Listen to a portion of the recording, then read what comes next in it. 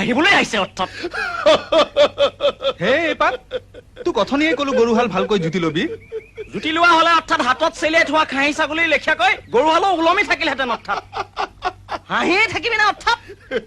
হাঁহি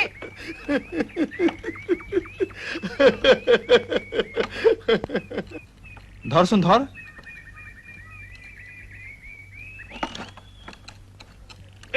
পামৰ পৰা নে বায়নকাইটি চাচোন ইয়াক ভালদৰে খোৱা বোৱা নাই চাগে ধেমালি নকৰিবি দেই এক্সিডেণ্ট অৰ্থাৎ তইনো কলৈ যাৱ মই চাৰিআলিলে কিবা নতুন খবৰ পাওঁৱে জানো চা যুদ্ধ দেখোন শেষেই হ'ল দেশত আৰু তোমাৰ সেই খবৰৰ অভাৱ নে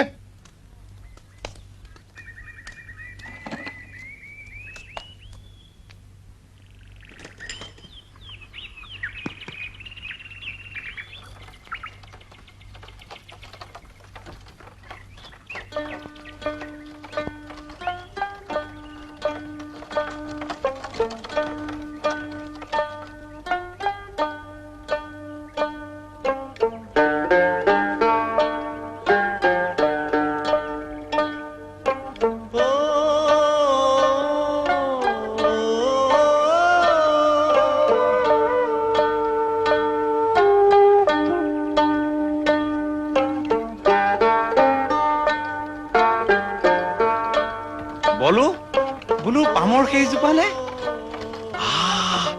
বৰ লায়কৰ কাঠ হেৰ ধৰুকা যাওঁতে ইয়াৰে এডোখৰ মোৰ পদূলিত গিৰাই থৈ যাবি মোৰখন তেলে গুটি হ'ল বলো দিবিনে পৰৰ কিবা ভাল বস্তু দেখিলে তোৰ চকু অৰ্থাৎ ফাঁচ লাগি মৰা মানুহৰ চকুৰ লেখীয়া হয় বুজিছা দাদাই ইয়াৰ চকু পৰিল যেতিয়া অৰ্থাৎ শেষমেশ কি হয় ঠিক নাই অৰ্থাৎ মুখ লগালে অৰ্থাৎ বৰ দুখ দিলি ধৰুকা চকু পানী টুকি টুকি গৈ থাক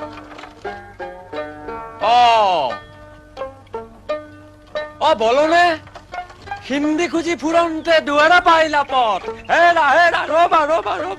ৰবলে নাই তুমি কি মানুহে কম হাইৰাণ কৰি মাৰিছা না মোক আজি আহিবা কালি আহিবা বুলি তোমাৰ ঘৰত খবৰ কৰিবলৈ যাওঁতে চোতালৰ মাটি তোমাৰ এবেগেন মান বহি গৈছে মইনো ইমান লেখৰ মানুহ হলো নেহে নামঘৰীয়া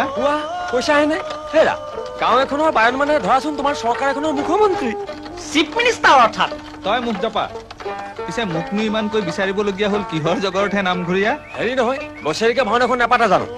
ৰাইজে অৱশ্যে চিন্তা চৰ্চা কৰিছে কিন্তু খাটাং কৰিবলৈ তুমি এবচেণ্ট ভাওনাৰ তাৰিখ ফিক্স কৰিবলৈ মই প্ৰেজেণ্ট থাকিলেহে হয়নে এইবাৰ কি নাট নামঘৰীয়া গাই তইনো ইমান দিন কৰিব পাৰনে চবৰে চিন্তা এইটোৰ যে সাহসটো সেইজোপাতে কাটিহে এৰিলি প্ৰয়োজন হলে অৰ্থাৎ কাটিবই লাগিব সন্ধিয়াকৈ এপাক আহিবিচোন ঠিক আছে যা ধৰুকা তই মোক কি সুধিছিলি কেতিয়া তেতিয়া কেতিয়া এতিয়া কলৰাক লগ পোৱাৰ আগতে এইবাৰ কি নাথে নামঘৰীয়া পিছক বধ হওঁতে দিন আছে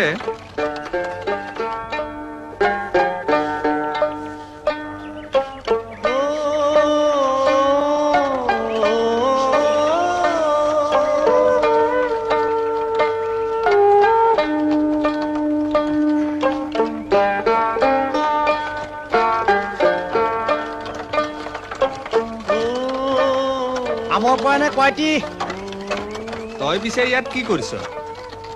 এইটো মহাজনৰ আবতৰীয়াটো নহয় নে পিছৰ জনীৰ আলসুৱা কৰিলে নাঙল চাচিবি হবলা দুটা দেখোন এডাল লাগে বুলি ক অৰ্থাৎ মোৰেই নাই যাৰ তাৰ আকৌ পাগৰ কি প্ৰয়োজন কিয় তই মহাজননীৰ তলত চাকৰি এটা কৰি আছ নহয় কুকুৰে চেলেকা দি মহাজনে চেলেকি তাৰ ভেটি পালেগৈ তত্ৰাসী মহাজনৰ গেৰুৱা চেলেকিবলৈ এৰা নাই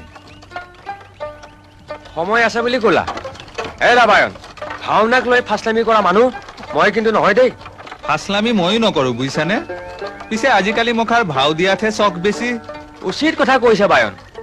তেহে তোমাৰ আন গাঁৱৰ পৰা গায়ন বায়ন মাতি আনি ভাওনা পাতিব পাৰিব আৰু দৰকা আৰু এটা কৰিবিনে